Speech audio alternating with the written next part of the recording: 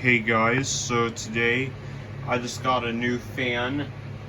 This is the Hampton Bay Landmark ceiling fan. This fan looks just like the one that I found on the side of the road, but this is not the one that I found on the side of the road. I got this fan from one of my siblings, because I have siblings, but they live separately. Because they have their own mom too, but we have the same dad, yes. And they were getting rid of this fan, and I replaced it with a Harbor Breeze Cedar Shoals that they bought at Lowe's. And yeah. Good thing the cane blades are showing.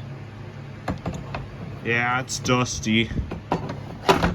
Gonna clean it after this video.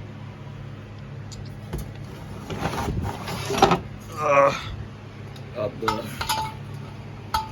fan motor. Yeah, this thing's dirty.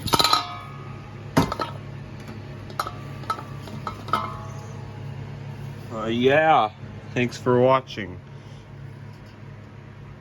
Yeah, this is my new ceiling fan that I got on the side of at my sibling's house, so thanks for watching.